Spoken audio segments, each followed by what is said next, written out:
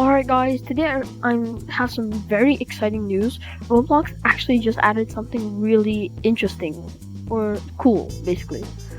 It's called a drag detector and basically allows you to drag stuff around, and I'll show you the new file that's added. So here we have the announcement by Prince the Tybalt. And basically, as you can see, the drag detector allows you to move stuff up and down and side to side. So basically, it doesn't require a lot of scripting because it already comes pre-scripted, and yeah, it allows you to just like throw stuff around, basically. So you can actually make like games like Jenga and Angry Birds, and I guess also like Star Wars Force games with this. So yeah, but it's also currently in beta, so you won't really see it in games for like a month or so, maybe less, until they roll it out, because there are a few bugs with it. But yeah, so let's go into Studio now, and I have a few models here of what you can do with it and what I've done with it. So basically, to enable it, first of all, you go to File, and then go to Studio Settings.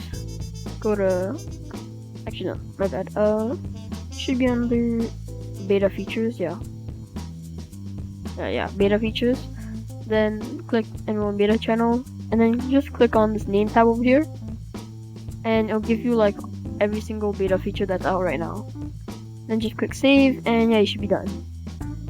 So once you have that, you want to either like spawn in any part you have, or just use anything really, even a model. And once you have this, you can, let's rename this to something else, like test part. So now that we have this named as test part, what we're going to do is we are going to add a drag detector. So if you set that up, you have drag detector now, and it doesn't really have a symbol yet, but there is a symbol, and this is what it'll look like in the future. So yeah. So basically, once you have the drag detector enabled, you don't really have to have a whole script for it, because there's already a bunch of stuff here which allows you to control it. So I'll go over this right now. So basically, max activation distance is basically how far away you can activate it from. So 32 studs is about like, I think about like over here or so. And there's a gray part over here. And yeah. So response style physical is more like how it'll react to the environment around it. And geometric is a little more complicated. Yeah. So now here's the main part, the axis. This basically controls where it moves. So Y would be like from here to here, or maybe like here to here. And Z is up and down. So obviously you can pick more than one option, but it has this thing where it like balances it out a bit. For example, if you want to have two, like if I want to have X, Y, and Z, so if I go over to the axis section here, I put 1 in Z, it sort of tries to balance it out a little more.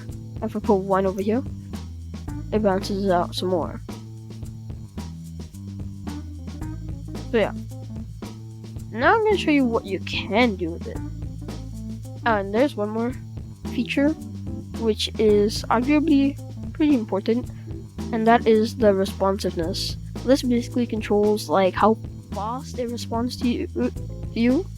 So if you do responsiveness like 10 or 20, that means it'll be like instantaneous, so it'll go like this.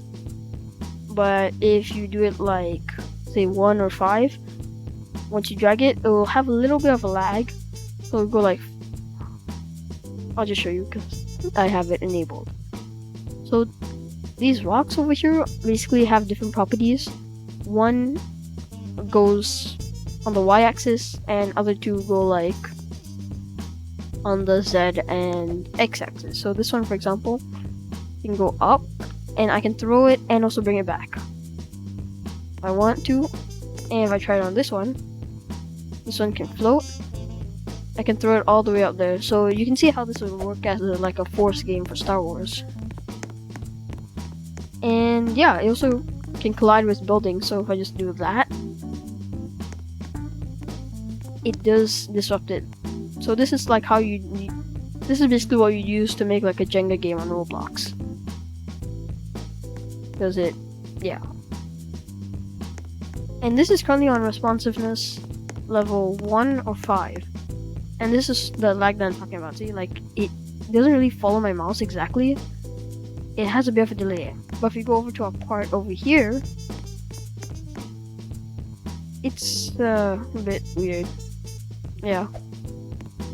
So I've also added it to like this boat over here. So I can move this boat like up and down if I want to. So that would also work for like a building game. And another thing over here is you can actually use it as a vehicle. So, as you can see, I'm actually riding a ball right now. And honestly, balls are pretty rideable on Roblox. Yeah, because they're spherical, so their orientation axis is pretty good. I think we should reset because we're lost. Yeah, it's over there. That's the base plate. So you should adjust the responsiveness so it doesn't go so fast. And also the max torque and speed will control that. So this little bump over here that I added is actually a seat. So as you can see, I'm flying now. And it's a lot smoother because the responsiveness isn't as fast or as high as the ball from earlier. So yeah, it is actually a pretty cool feature in my opinion. And I can see people using it for a lot of interesting things. Like I mentioned earlier, Star Wars, Jenga, and maybe even like arcade related games.